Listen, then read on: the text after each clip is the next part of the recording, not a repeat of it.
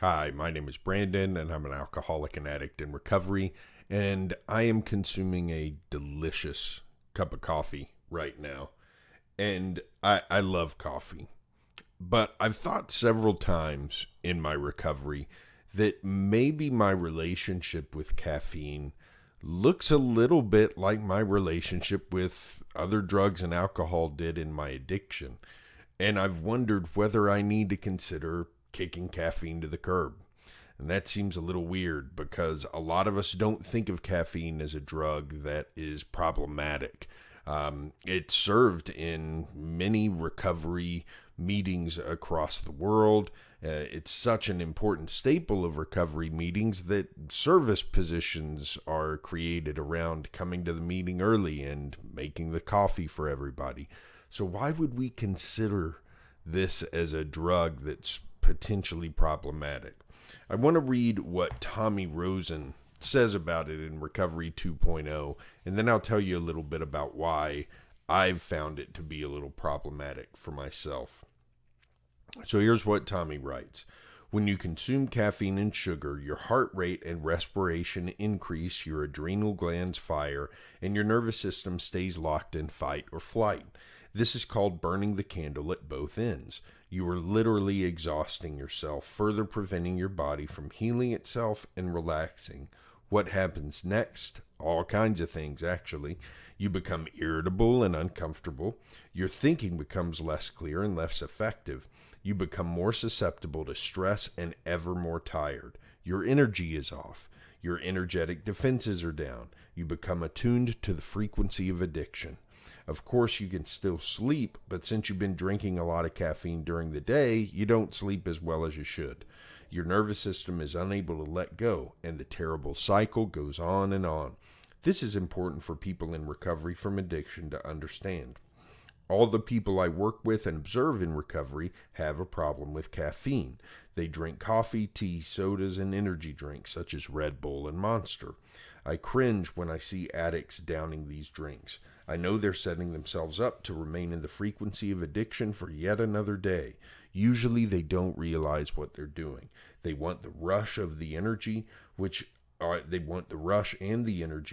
available to them naturally because they're healing from drug addiction from one kind or another.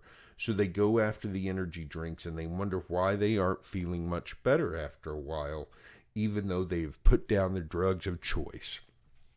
So caffeine is something that if you go to a 12-step or a recovery meeting now, I can't tell you the variety of caffeinated drinks you'll see is astounding. In fact, a lot of people aren't even drinking coffee anymore. They are drinking these energy drinks that have ingredients lists that are about that long and have all sorts of crazy stuff in them. And Monster, Bang. I got a friend who loves Bang, and he comes to meetings with a different flavor every time. It's crazy. I love the guy, but his Bang addiction is out of control. Just like my coffee addiction. You know, I come to meetings. Every meeting I've got some kind of coffee. And it's a mental thing for me. I really like having that coffee there. So why is that? And I will be 100% honest. It's because I'm addicted to it. You know, there is no denying that my relationship with coffee looks a lot like my relationship with drugs and alcohol during my addiction. It's just nowhere near as destructive. It's kind of like the people who still consume nicotine after they've quit their drug of choice. People who still consume nicotine in recovery still may be in what Tommy refers to as the frequency of addiction.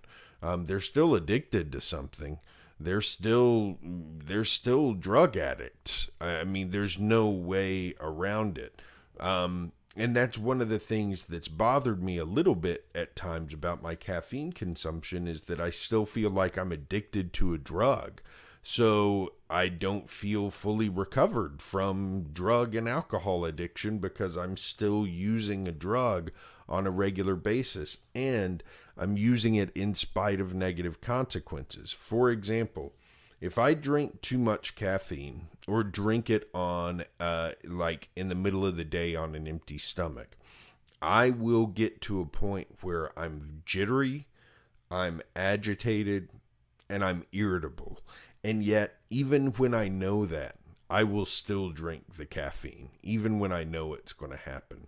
There's times where I will drink caffeine and think, this may be one more cup of coffee than I should have, but I'll go ahead and do it, and I'll end up irritable. And I can tie that irritability right back to caffeine consumption, but I still go ahead and do it. There's times where I do like to have, even though I know it's not good for my sleep, I do like to have a cup of coffee after dinner sometimes.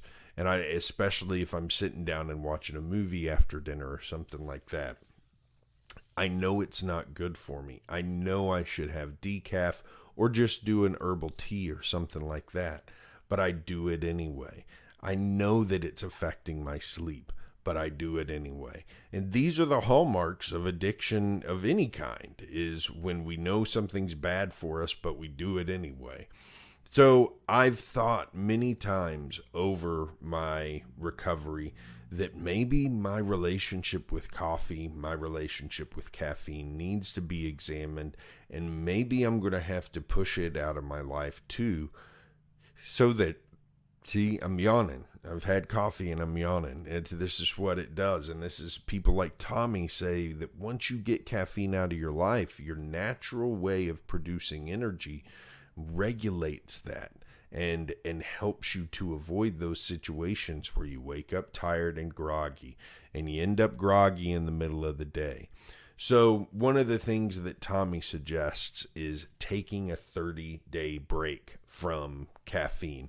And you know, the other reason that I know I'm addicted to it is that the idea of that's kind of scary to me. It's nowhere near as scary as the idea of taking a break from alcohol was for me when I was drinking. But it's still kind of scary. It's still kind of like, that sounds like a good idea. Maybe I'll try that next week.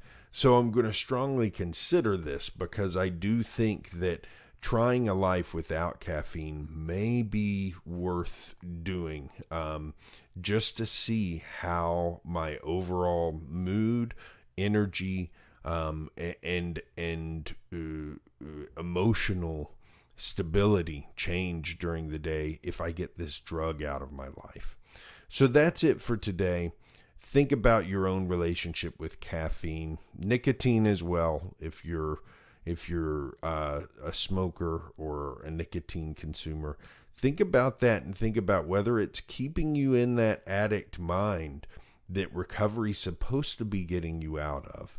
I certainly understand the argument that drugs like caffeine and nicotine are far less destructive. So if you feel like you can't give them up, it's better to just be with those drugs than it is with your drug of choice. I understand that from a harm reduction standpoint. Nevertheless, if recovery is a lifelong journey where we want to continuously improve and continuously progress towards an ideal, there are definitely things for us to consider. That's it for today. I'll be back tomorrow with more. Have a good one.